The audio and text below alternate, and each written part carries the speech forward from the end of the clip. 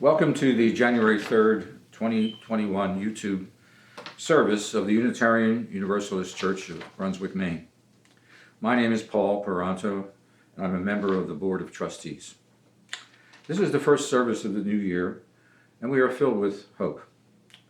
Our service is led by the Reverend Justine Sullivan, our interim minister. The theme is Holding On and Letting Go, setting our intentions for the new year. Thank you for joining us.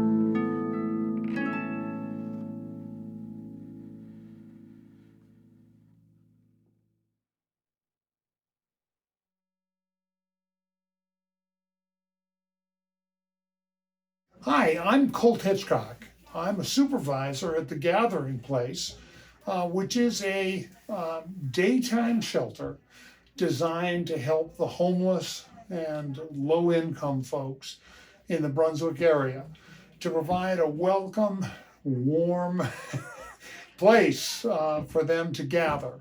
It's been difficult during the pandemic, but we have been able to open on Mondays and Thursdays the whole day, and we're working at adding additional shifts, which are subject to being able to have enough supervisors. The Gathering Place has been around since I think 2013. And we typically, not in the virus period, but we typically have over 100 guests a day. And they use the Gathering Place to socialize, to play cards, to, have a cup of coffee and something to eat. We serve pastries and sandwiches and those kinds of things for guests in the non-corona times. Now we're just serving coffee, and it has to be drunk outside so we can keep our masks on. But we're dedicated to these folks who struggle in this kind of weather. Many are homeless, many are couch sitting, sleeping on couches and things. And it's great to be here to kind of help them out. I've gotten to know many of our guests. They're wonderful people, and I'm glad we're here to help.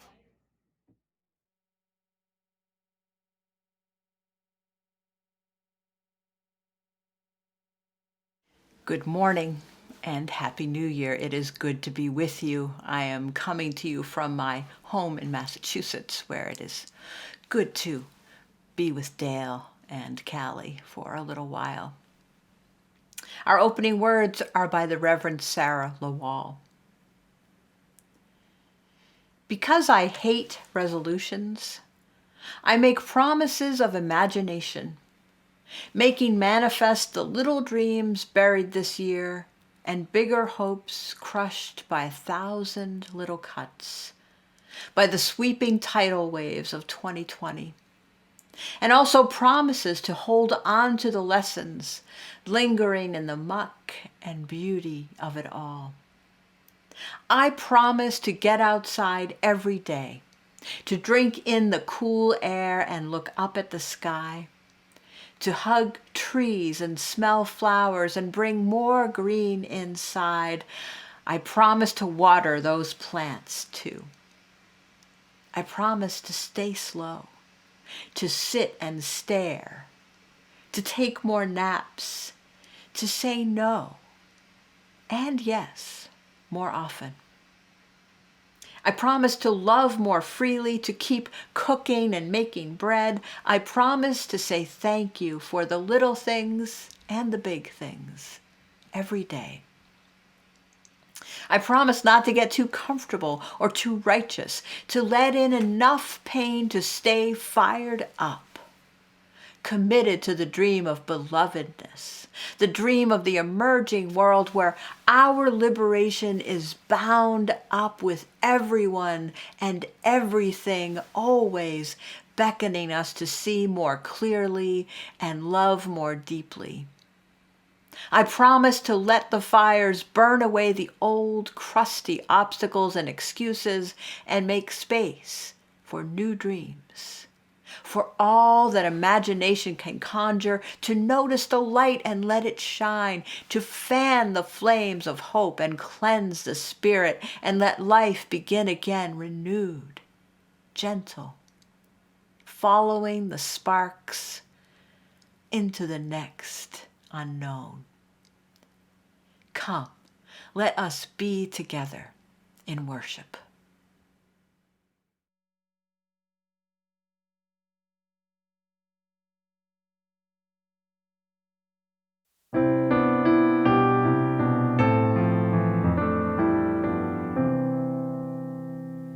Morning has broken like the first morning.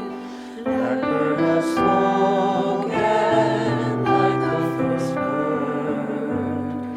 Praise for the singing, praise for the morning, praise for them springing fresh from the word. Sweet the rains do fall, sunlit from heaven, like the first dew fall on the first grass. Praise for the sweetness of the wet garden, strong in completeness where God's feet pass. Mine is the sunlight, mine is the morning, born of the one light, Eden saw play. Praise with elation, praise every morning, God's recreation of the new day.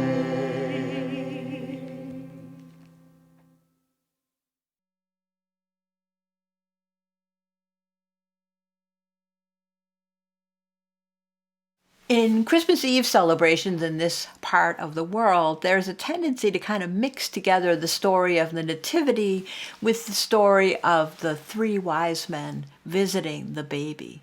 But actually, that would be occurring now, the time of Epiphany. And so in honor of that, I offer this reading by the Reverend Jan Richardson called Blessing of the Magi. And it begins with a quotation from the book of Matthew, chapter 2, verse 12. And having been warned in a dream not to return to Herod, they left for their own country by another road. Blessing of the Magi.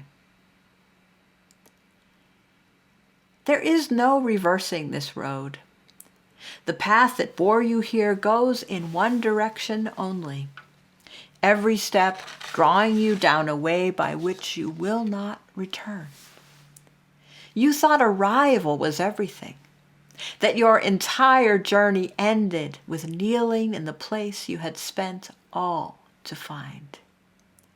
When you had laid down your gift, release came with such ease, your treasure tumbling from your hands in awe and benediction. Now, the knowledge of your leaving comes like a stone laid over your heart. The familiar path closed, and not even the solace of a star to guide your way. You will set out in fear. You will set out in dream. But you will set out by that other road that lies in shadow and in dark.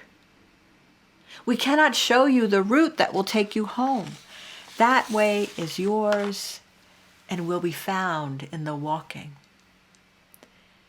But we tell you, you will wonder at how the light you thought you had left behind goes with you, spilling from your empty hands, shimmering beneath your homeward feet, illuminating the road with every step you take.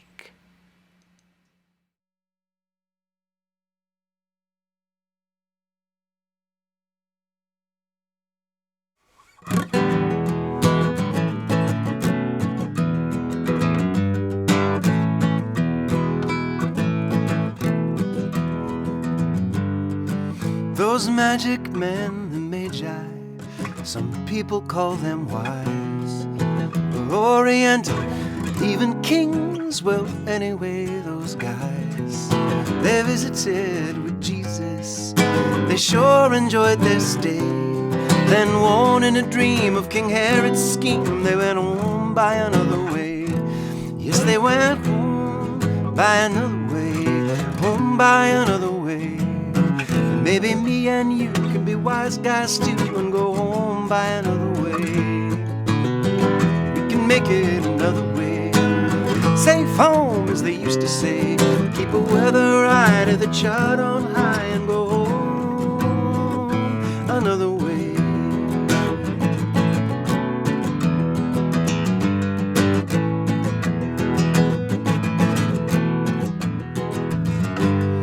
Steer clear of royal welcomes, avoid a big to-do. The king who would slaughter the innocents will not cut a deal for you. He really, really wants those presents. He'll comb your camel's fur till his boys announce they found trace amounts of your frankincense, gold, and myrrh. It's best to go home by another way, home by another way. You got this far to a lucky star, but tomorrow is another day. You can make it another day. Safe home, as they used to say. Keep a weather eye to the chart on high and go another way.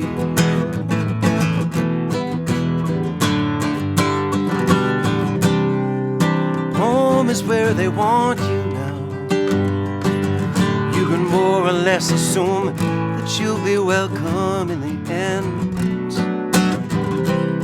Mustn't let King Herod haunt you so, or fantasize his features when you're looking at a friend. It pleasures me to be here and to sing this song tonight. They tell me that life is a miracle, and I figure that they're right. But Herod's always out there. He's got our cards on fire. It's a lead pipe cinch. If we give an inch, old Harry likes to take a mile.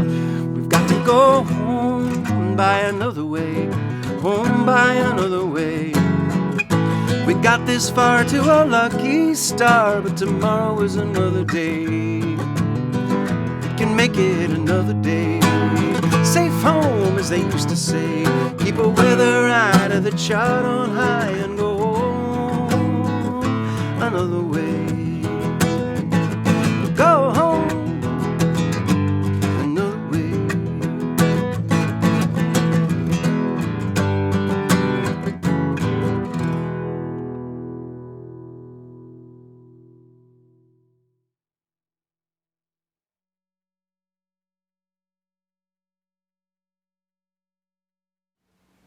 And now let us enter into a time of meditation and prayer. I offer these words by the poet Lucille Clifton. I am running into a new year, and the old years blow back like a wind that I catch in my hair.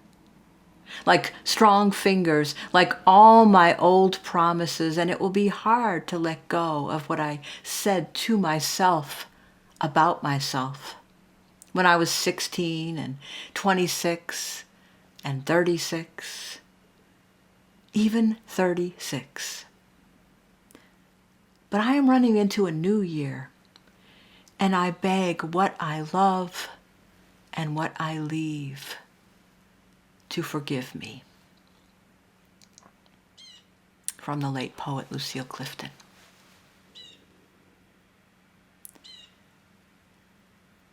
Beloveds, let us breathe together in the stillness of this moment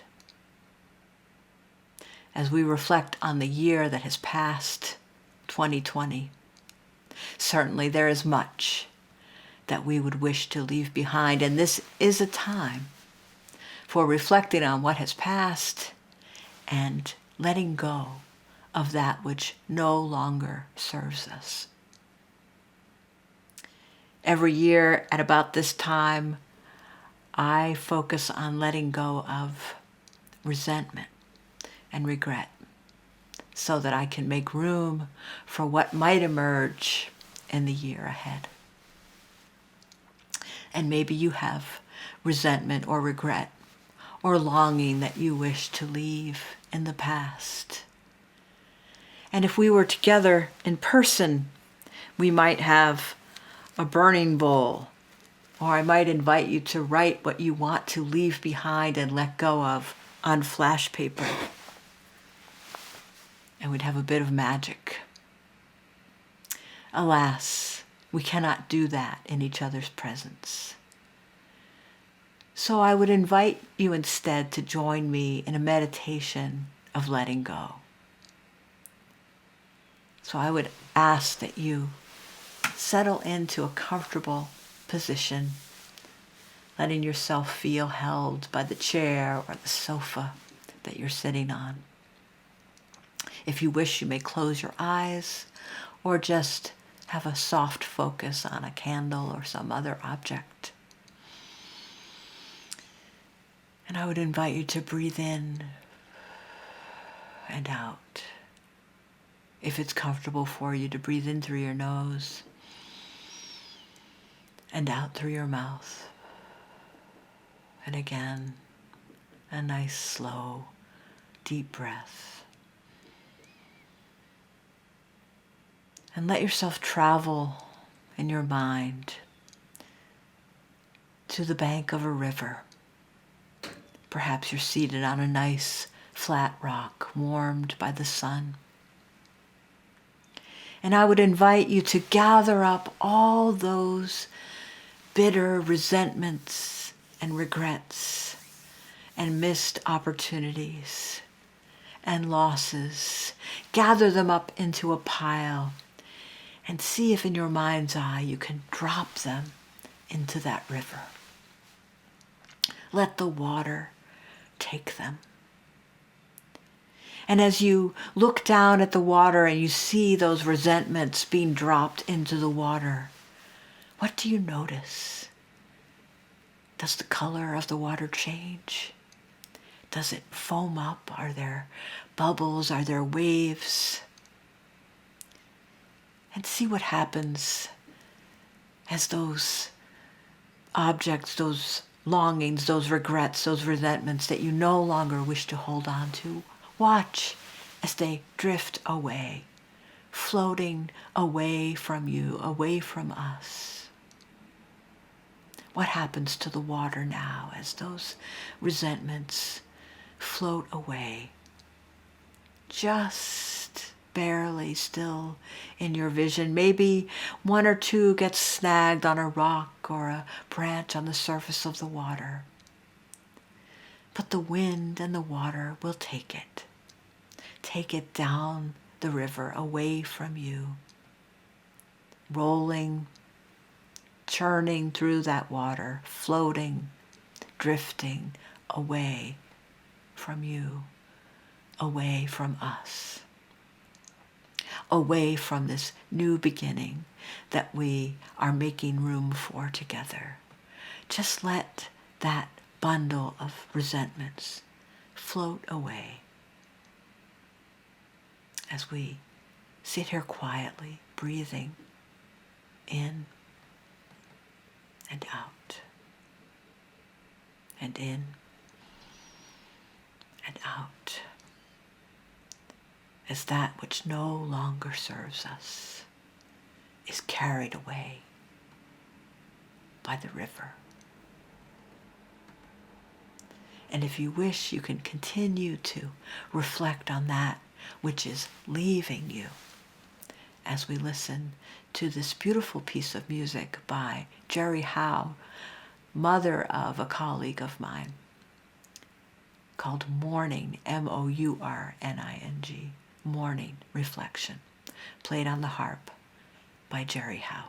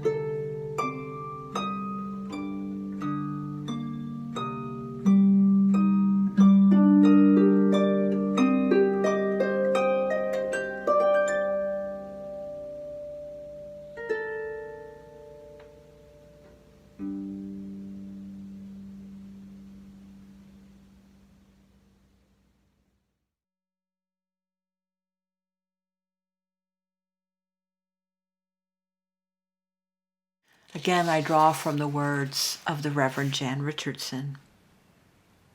The map you make yourself, and she begins with a quotation from the book of Isaiah, chapter 43. Bring my sons from far away and my daughters from the end of the earth. The map you make yourself. You have looked at so many doors with longing, wondering if your life lay on the other side. For today, choose the door that opens to the inside.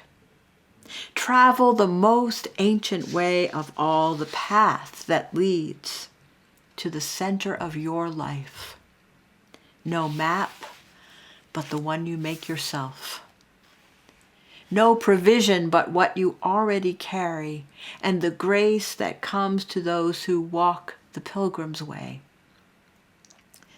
Speak this blessing as you set out, and watch how your rhythm slows the cadence of the road, drawing you into the pace that is your own. Eat when hungry, rest when tired, listen to your dreaming. Welcome detours as doors deeper in. Pray for protection, ask for guidance, offer gladness for the gifts that come, and then let them go. Do not expect to return by the same road. Home is always by another way. And you will know it, not by the light that waits for you, but by the star that blazes inside you, telling you where you are is holy, and you are welcome here.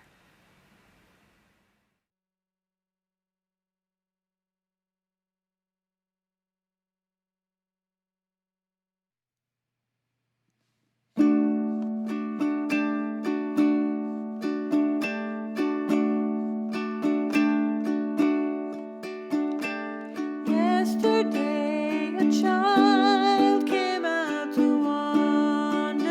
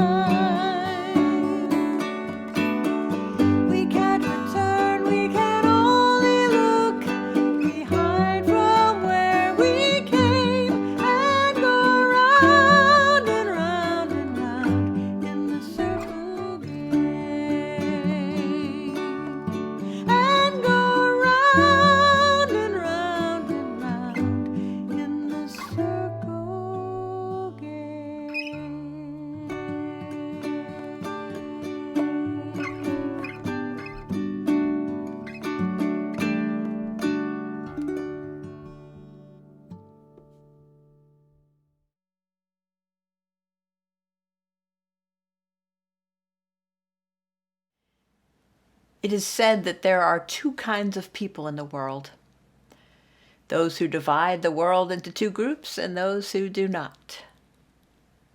I chuckle whenever I hear that quip because it rings so true about our humanity. We crave order and categories. Many of those categories lead to unfairness, violence even. But most just allow for a way for our minds to hold the ineffable: God. Time. I mean, time doesn't really exist, right? There are events, and we place them in boxes, categories that we call minutes, seconds, hours, months, a year. I mean, there's no real difference between the moment that is 11:59 p.m. on December 31st and the next moment that is 12 a.m. January 1st. And yet we assign great import and great meaning to that shift from then to now, from past to present to future. A defense against randomness, a way of making sense. And we agree to shared meanings of things like minutes and months and years. And in community, we share celebrations of the passage of time, of events, birthdays and anniversaries and inaugurations. And yes, I may challenge myself to acknowledge that, for example, winter is a season unto itself, a season to be enjoyed and not just a way to spring. But I feel no shame in saying that I am glad to turn the page on 2020. What a year. And weren't there also gifts in the year that was 2020? Babies were born, people fell in love, started new jobs, reconnected with old friends, learned to knit or bake bread, found capacities within themselves, within ourselves, that we didn't know about before. Our capacity to adapt, to make do, to invent new ways of connecting, new ways of holding on. Now, acknowledging gifts in no way diminishes the horrible losses we have all experienced in the past year. Losses big and small. Trips we would have taken, all the graduations and proms and weddings and memorials that had to be postponed or canceled or curtailed. And oh, the loss of life. Nearly 400,000 dead in the United States alone.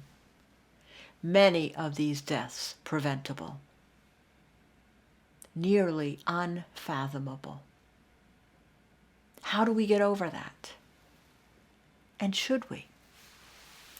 In our earlier meditation, we talked about letting go, most especially letting go of resentment. And yet that is a tough one for me when I think about the wanton disregard for human life that has been on display over this past year, over the past 4 years. My task, our task, if you agree to join in it with me, is to let go of resentment, but hold on to the outrage. Yes, the anger. Anger reminds us about what is important, what is precious, what is worth fighting for. Anger exists or springs up in response to something real, something that is wrong. Injustice, racism, homophobia, cruelty. And as Dr. King reminds us, there are some things to which we ought to be maladjusted. Some things are just not okay and will never be okay. Anger fuels action. Resentment, in contrast, is a keeping score, a holding on to grievances and reliving them for their own sake, moving nowhere, changing nothing. It would be a pool of stagnant water as opposed to a flowing stream or river. I choose to let go of resentment, and believe me, at times it is a daily practice, sometimes it is an hourly practice. This choosing to let go of grievances, but not of grief. Hard as it is to sit with these feelings of loss, of sorrow, of outrage, I believe we must remember how easily our experiment in democracy can be overrun, overtaken by selfishness and greed, and fueled by complacency, my friends. Anger and outrage are the antidote to complacency. So be angry, be sad, let your heart grieve, and then commit to do what you can do to make the world better, more beautiful, more peaceful, more just. Isn't that the whole point of religious community? To accompany each other in that effort to make the world more of what it could be. Help is on the way, my friends. Soon we will all have access to the vaccine that will allow us to breathe and sing and laugh together, to embrace one another, and what a joyful day that will be. But until then, we have to hold on.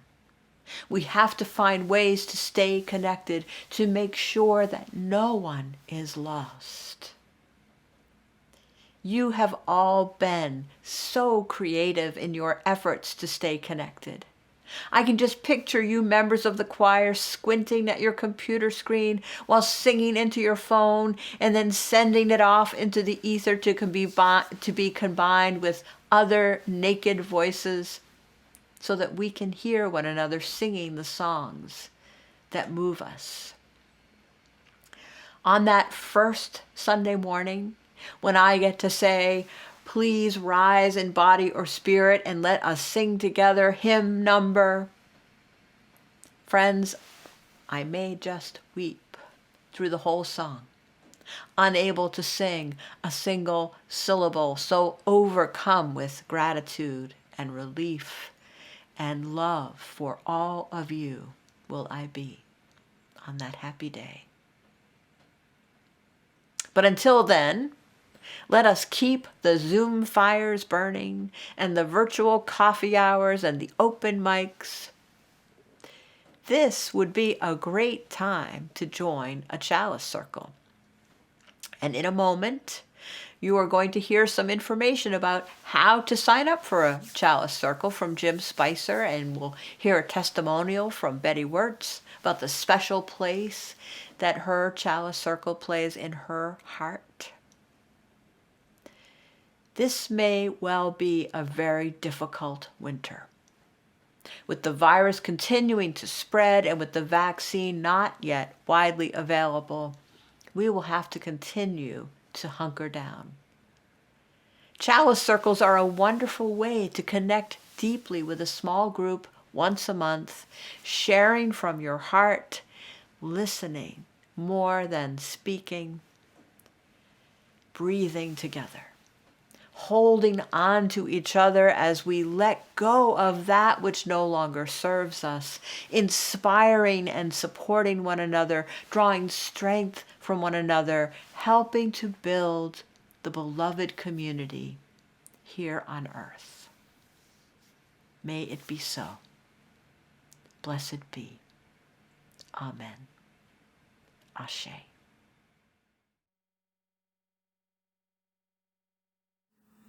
Good morning. My name is Jim Spicer, and I'd like to speak with you about the Chalice Circle program, which is being reconstituted virtually. Groups will begin meeting via Zoom in February and continue through June. Sign-up information will be emailed to all soon. For those of you who are not familiar with Chalice Circles, they are groups of perhaps 6 or 8 people who meet at a set time monthly to respond to questions on a specific topic. The topic is usually based on some universal quality or experience, often with a moral or religious aspect, but definitely reflecting something which everyone has experienced in some manner. For example, the topic could be on courage, or it could be on prayer, or it could be about your heroes or your favorite books. After opening words and a brief check-in, questions based on the topic are posed to the group. Each person who wishes to respond is given the opportunity to respond without interruption until finished. The first question might ask, can you think of a time in your life when you were faced with a challenge which required courage? A second question might be, how has your response to this topic changed over your lifetime?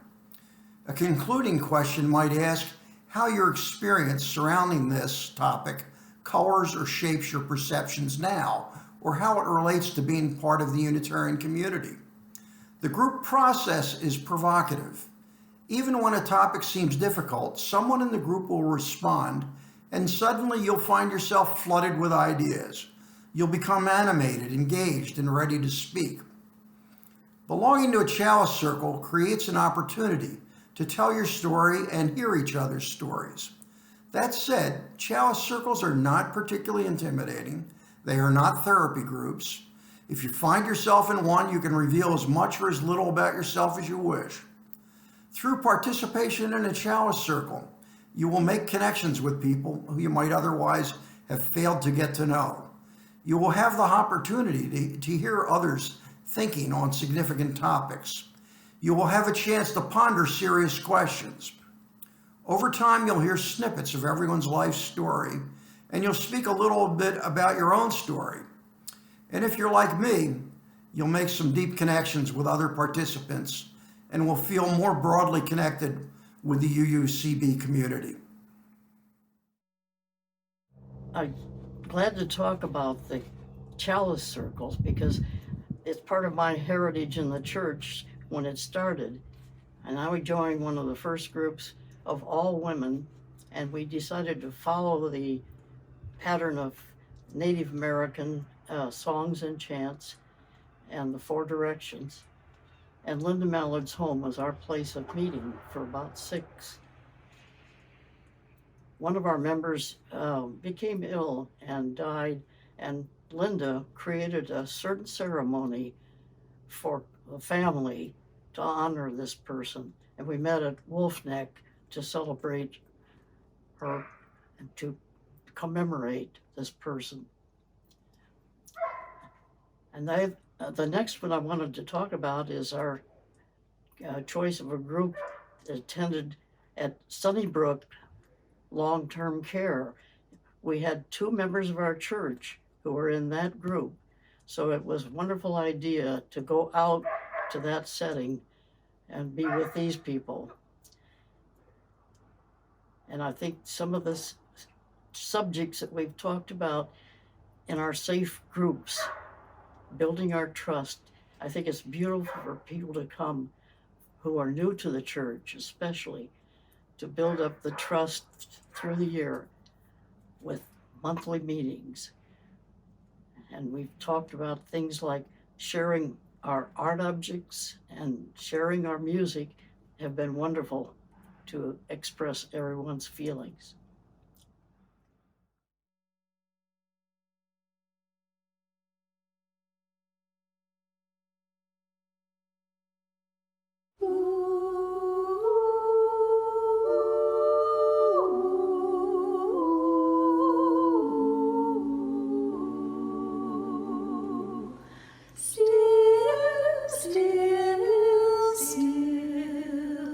One can hear the falling snow. The world is sleeping. Holy